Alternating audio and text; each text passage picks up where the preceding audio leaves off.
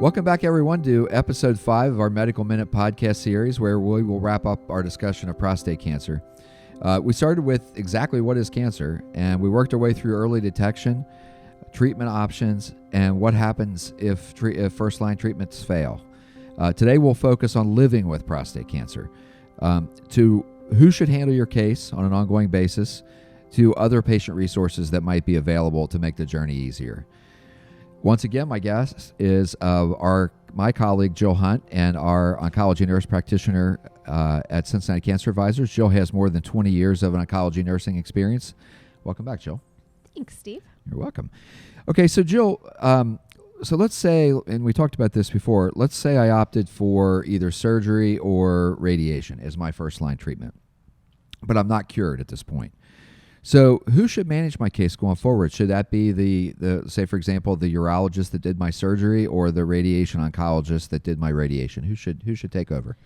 So realistically at this point, you're going to have, you're always going to be friends with your urologist. The urologist that initially made the diagnosis, they are always going to be part of your care and part of your follow-up. Radiation oncologists, they tend to back out of the scene once the radiation is done. They may come back in at some point if there ever does need to be some additional radiation to another area. But for the most part, they're kind of, they're not your quarterback or your coach. Okay. So, but at this point, if you've already done frontline treatment and you still have active disease or have had recurrence and metastatic disease, at this point, a medical oncologist is going to get involved as well. Got it. I'm actually glad you brought that up because I don't think most people really have, unless you have a reason, and we've talked about this before, unless you have a reason to know about cancer, you just don't know about cancer, and that makes perfect sense. But I think even people that have had cancer, most people don't have a really good feel about what a medical oncologist is and what they do and how they differ from, say, for example, the person that might have administered my first-line treatment. So can you explain that a little bit? What does a medical oncologist do that's different? So a medical oncologist is really going to be the person that's driving your care. You have a radiation oncologist, a medical oncologist, a surgical oncologist, and then you can actually even break out into even more subspecialties of oncology.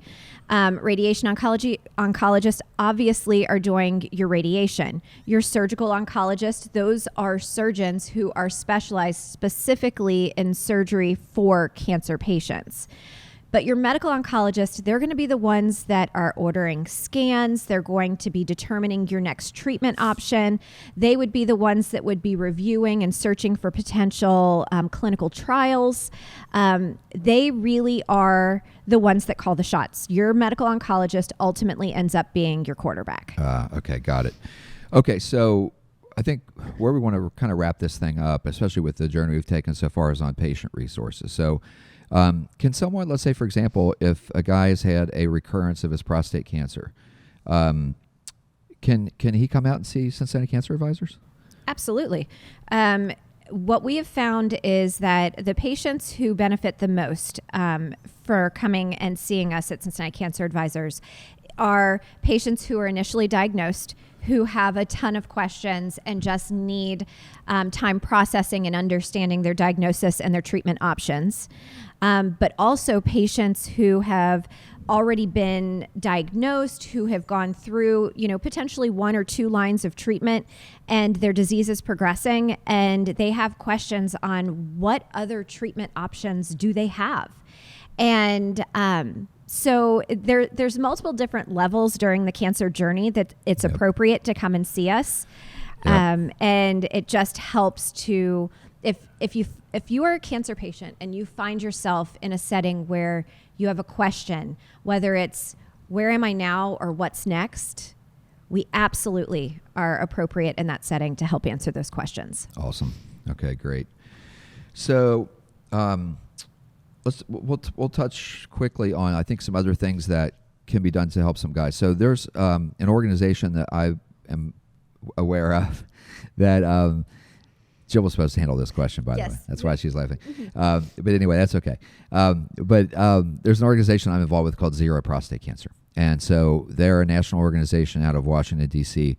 They do a lot by way of patient, not care, but resources, assistance. And what they do that's really nice is they do lobbying as well to increase prostate cancer funding. And so that's one resource that guys with prostate cancer can connect with really anywhere on the spectrum. And then so Prostate Cancer Foundation does a really great job on patient education. So they do 1-minute video segments and things like that. So I would check them out as well.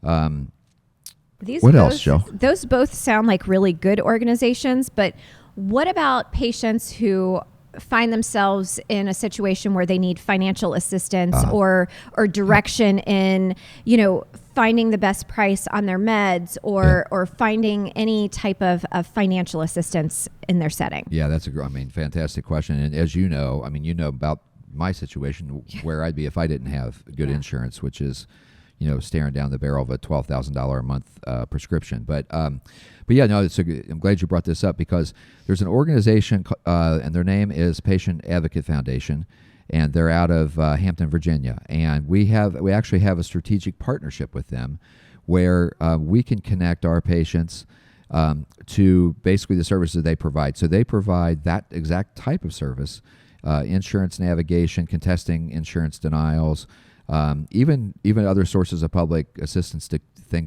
keep things like from having your heat turned off, that kind of thing, critically important services.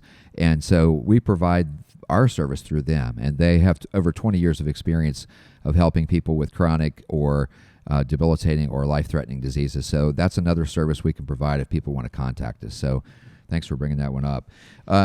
Okay, so I think we will wrap this up. We'll wrap up prostate cancer. We're going to have a little bit of a surprise next week, and a pretty big announcement that we'll make. And if we're lucky, we'll have a special guest here. We'll see if said special guest can make it or not. So anyway, thanks everybody.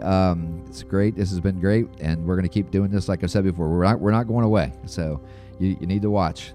Thanks everybody. Take care.